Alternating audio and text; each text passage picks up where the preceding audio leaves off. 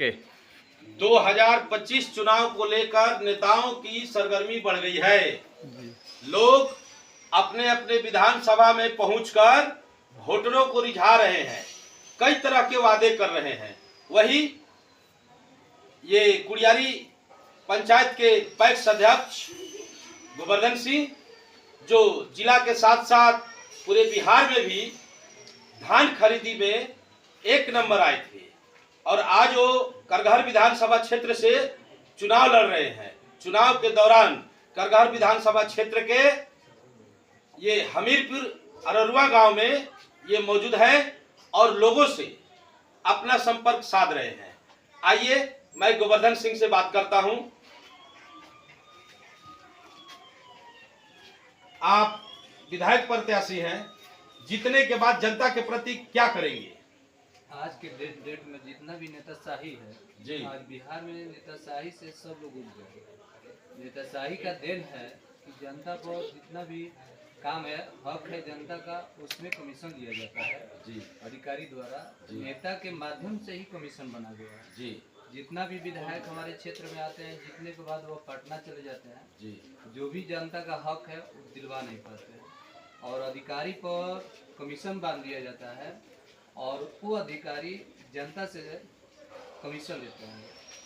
इंदिरा आवास में 30,000 का मांग लोग करते हैं, शौचालय में 4,000 रुपये का मांग करते हैं, और किसान का धान अधिप्राप्ति भी राइट टाइम से नहीं हो सकता। आज उसी का देन है कि समाज का कोई हक नहीं मिल रहा है, समाज का विकास नहीं हो रहा है। उसी विकास के लिए हम लोग उतरे हैं ताकि समाज का विकास हो और सबका हक मिले। तो मिला जुला करके आप सबका हक दिलवाने के लिए चुनाव मैदान में उतरे हैं। और भ्रष्ट अधिकारियों के बारे में आपका क्या सोच है? देखिए, जिस तरह टैक्स में 5-5 अधिकारी को निगरानी टीम से धरवा कर अंदर किए और जनता के हक के लिए, उसी तरह विधानसभा में आने के बाद पूरा हक देने का काम करेंगे। और देखिए, जो भी विधायक पूर्व थे या इससे पहले जितना भी विधायक लोग आए, ना स्वास्थ्य विभाग में सुधार किए। कोई भी एक्सीडेंटल अगर हो जाता है तो अगर वहाँ स्वास्थ्य विभाग में जाने के बाद ना CT स्कैन, ना MRI, ना एक्सरे का व्यवस्था है, ना अल्ट्रासाउंड का, ना कोई डॉक्टर का व्यवस्था है, ना दवा का व्यवस्था है। केवल रेफर बाई रेफर करते हैं, और ज़्यादा एक्सीडेंटल जो होते हैं जी, तो बीच में ही बनारस जाने और पटना जाने के बीच में ही दम तोड़ देते हैं। तो ऐसा विधायक को जिताने से क्या फायदा? तो हम जनता से यही अपील करेंगे कि एक बार अपना ऐसा प्रतिनिधि नेतृत्व करता खोजे ताकि समाज का भलाई हो, और समाज के लिए वो तत्पर होकर समाज का काम करे, और निस्वार्थ भाव से। ये नहीं कि जाति पार्टी पर जब भी हमारी जनता खोजेगी और पार्टी पर जाएगी, तो किसी भी पार्टी में ऐसा नहीं है कि 2 करोड़ 3 करोड़ टिकट का नहीं देना पड़ता है। तो जो प्रतिनिधि 2 करोड़ देगा तो वह तो अधिकारी पर रखेगा ही। अधिकारी जनता पर तो जीवन भर जब घूसखोरी में रहेगा तो समाज और समाज का हक कैसे मिल सकता है? यानी कि जनता को वही लूटते हैं जो टिकट लेने के दौरान 2-3 करोड़ वहां पर डोनेशन देते हैं। तो आपने डोनेशन नहीं दिया है? नहीं। आप किसी पार्टी से नहीं लड़ेंगे? पार्टी से हमको लड़ना ही नहीं है, हमको समाज सेवा करना है। तो जब पैसा देकर आएंगे तो फिर समाज का हम विकास कैसे करेंगे? इसलिए हमको निर्दलीय आकर और समाज का सबका हक देना है।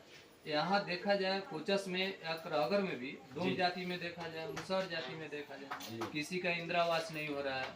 आज सब नेता आते हैं तो लोग बोलता है कि नहीं ये परिवर्तन करेंगे, ये विकास करेंगे, आज जीतने के बाद कुछ विकास नहीं करते। तो यही तो हाल है हमारे समाज के नेताओं का। हमारा मुख्यमंत्री हमारा ही है, जो प्रधानमंत्री हमारे ही बेटा लोग रहते हैं, सामाजिक बेटे, और जीतने के बाद वो लोग थोड़ा भी समझ नहीं पाते हैं।